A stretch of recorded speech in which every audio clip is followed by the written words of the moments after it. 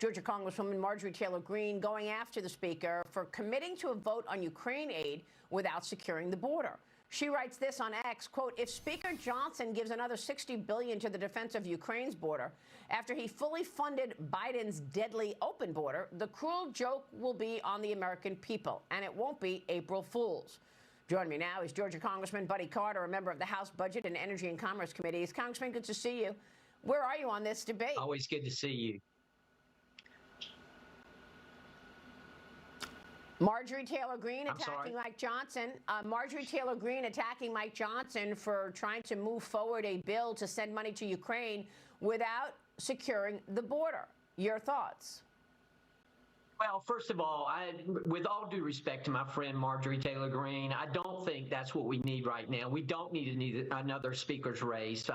Look, we've been consistent and concise since Mike Johnson took over as Speaker of the House, and that is that we want to make sure that our southern border is secured. And we want to do that before we send money to Ukraine and to other countries to secure their borders. However, another speaker's race at this time is not what we should be concentrating on. What we should be concentrating on is wins for the American people. What we should be concentrating on is Bidenomics, is the southern border, is the Biden's radical environmental mandates. These are the things that we should be concentrating on, not another speaker's race.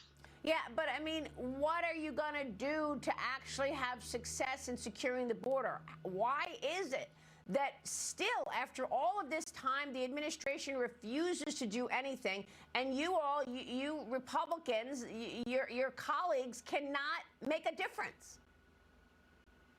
Well, what we've got to do is we've got to insist that we get money for the southern border, that we get changes in the southern border, changes in policy, that the president can change this. He has the ability, he has the tools at his disposal to secure that border. He can reinstate the stay in Mexico policy. He can stop the catch and release. He can continue to build the wall. All those things can be done by the executive branch, by this president, to secure our border. And that's what we've got to insist on, that we have that done. Yeah, I mean, so far you have been unable to do that. So, I mean, I understand how dysfunctional the Republicans appear because of all of these fights over the Speaker, but that's what Marjorie Taylor Greene is talking about, the failure to secure the border.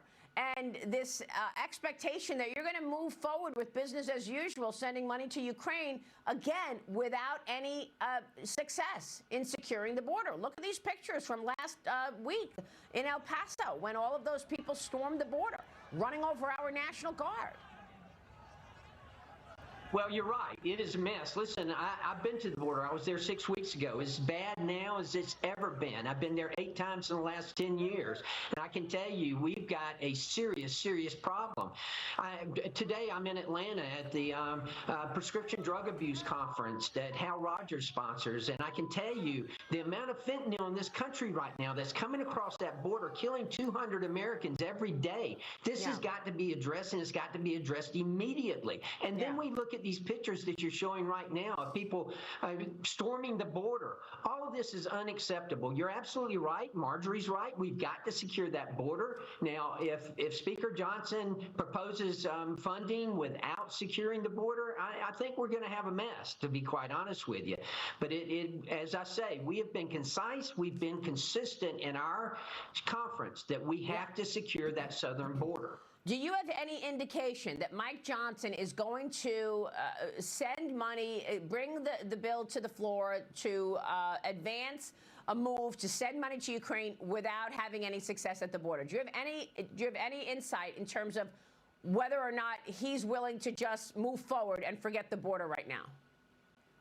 I do not have any insight into that. I think that would be a serious error on his part. Yeah. Okay. All right.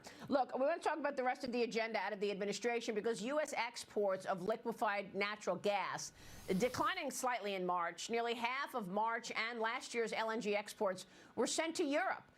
Europe cut imports of Russian pipeline gas, of course, and was filled by those exports from the U.S. Fox Business's Grady Trimble pressing White House Press Secretary Karine Jean-Pierre on how long this pause on LNG will last. Watch this.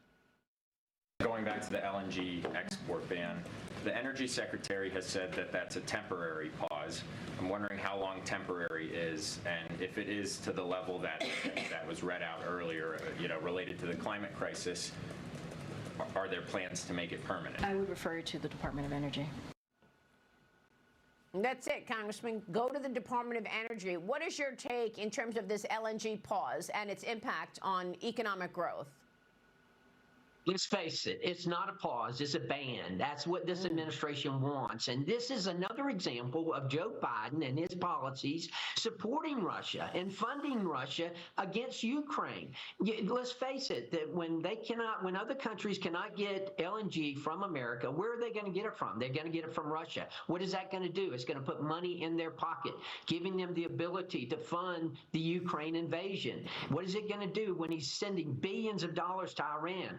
He's sending billions of dollars to Iran so that they can support Hamas against Israel. This is another example of the poor policies of the Biden administration that lead us to know that the world thinks of this administration as being weak and having no leadership whatsoever, and therefore they can do what they want to do. All right, Congressman, we'll be watching your work and certainly next steps when recess ends and you all come back. Congressman, good to see you this morning. Thanks very much. Buddy Carter. Thank you, Maria.